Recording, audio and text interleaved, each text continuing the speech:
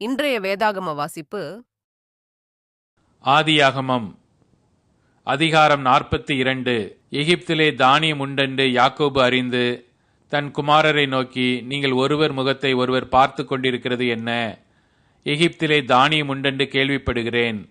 நாம் சாகாமல் உயிரோடு இருக்கும்படி நீங்கள் அவ்விடத்துக்கு போய் நமக்காக தானியம் கொள்ளுங்கள் என்றான். யோசேப்பின் சகோதரர் 10 பேர் தானியம் கொள்ள எகிப்துக்கு போனார்கள். யோசேப்பின் தம்பியாகிய பென்யமீனுக்கு ஏதோ மோசம் வரும் என்று சொல்லி யாக்கோபு அவனை தன் சகோதரரோடு அனுப்பவில்லை. கானான் தேசத்திலே பஞ்சம் உண்டாயிருந்தபடியால் தானியம் கொல்லப் போகிறவர்களுடனே இஸ்ரவேலின் குமாரரும் போனார்கள். யோசேப்பு அத்தேசத்துக்கு அதிபதியாயிருந்து தேசத்தின் ஜனங்கள் யாவருக்கும் விற்றான். யோசேப்பின் சகோதரர் வந்து முகங்குப்புற தரையிலே விழுந்து அவனை வணங்கினார்கள். யோசேப்பு அவர்களை பார்த்து தன் சகோதரர் என்று அறிந்து கொண்டான். அறிந்தும் அறியாதவன் போல கடினமாய் அவர்களோட பேசி, நீங்கள் எங்கே இருந்து வந்தீர்கள் என்று கேட்டான். அதற்கு அவர்கள், கானான் தேசத்திலிருந்து தானியம் கொள்ள வந்தோம் என்றார்கள். யோசேப்பு அவர்களை தன் சகோதரர் என்று அறிந்தும் அவர்கள் அவனை அறியவில்லை.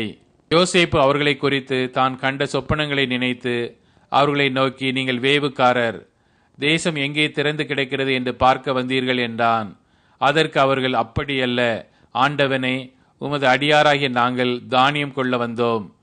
நாங்கள் எல்லாரும் ஒரே தகப்பனுடைய பிள்ளைகள். நாங்கள் நிஜஸ்தர், உமது அடியார் வேவுக்காரர் அல்ல என்றார்கள்.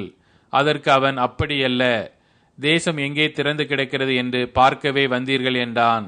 அப்பொழுது அவர்கள், உமது அடியாராகிய நாங்கள் 12 சகோதரர், கானான் தேசத்தில் இருக்கிற ஒரு தகப்பன் புத்திரர். இளையவன் இப்பொழுது எங்கள் தகப்பனிடத்தில் இருக்கிறான், ஒருவன் காணாமற் போனான் என்றார்கள். யோசேப்பு அவர்களை நோக்கி, உங்களை வேவுக்காரர் என்று நான் சொன்னது சரி.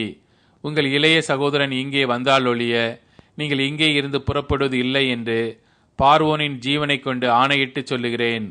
இதனாலே நீங்கள் சோதிக்கப்படுவீர்கள். உங்கள் சகோதரனை அழைத்து வரும்படி உங்களில் ஒருவனை அனுப்புங்கள்.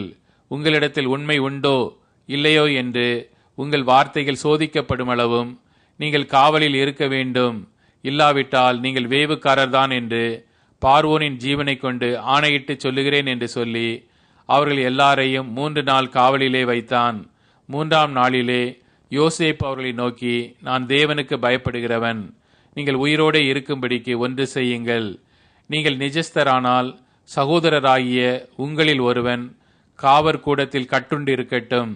மற்றவர்கள் புறப்பட்டு பஞ்சத்தினால் வருந்துகிற உங்கள் குடும்பத்துக்கு தானியம் கொண்டு போய் கொடுத்து உங்கள் இளைய சகோதரனை என்னிடத்திற்கு அழைத்து கொண்டு வாருங்கள். அப்பொழுது உங்கள் வார்த்தைகள் மெய்யென்று விளங்கும், நீங்கள் சாவதில்லை என்று.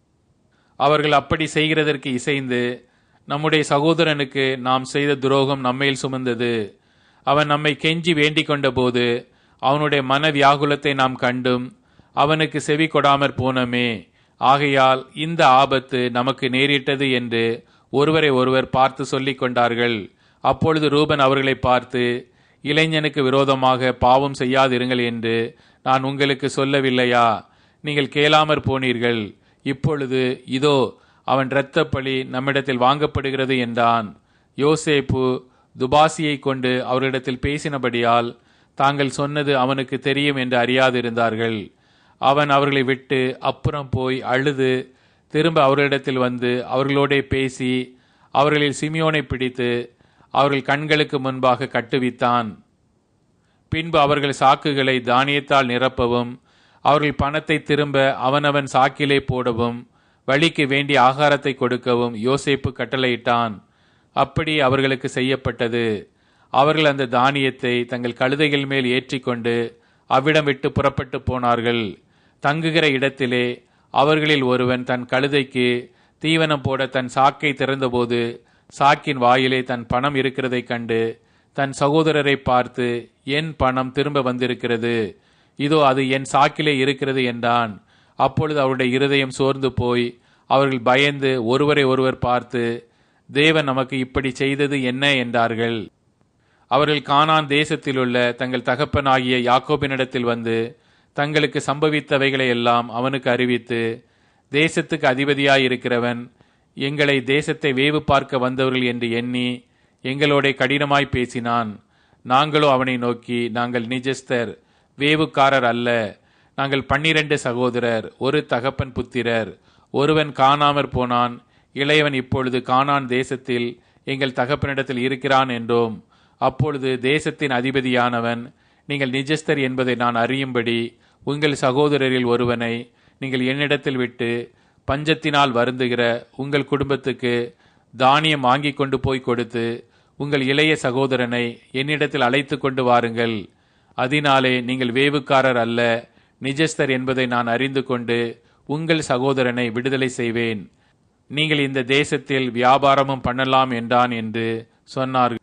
அவர்கள் தங்கள் சாக்குகளிலுள்ள தானியத்தை கொட்டுகையில், இதோ அவனவன் சாக்கிலே அவனவன் பணமுடிப்பு இருந்தது. அந்த பணமுடிப்புகளை அவர்களும் அவர்கள் தகப்பனும் கண்டு பயந்தார்கள். அவர்கள் தகப்பனாகிய யாக்கோபு அவர்களை நோக்கி, என்னை பிள்ளையற்றவன் ஆக்குகிறீர்கள். யோசேப்பும் இல்லை, சிமியோனும் இல்லை, பென்யமீனையும் கொண்டு போக பார்க்கிறீர்கள். இதெல்லாம் எனக்கு விரோதமாய் நேரிடுகிறது என்றான்.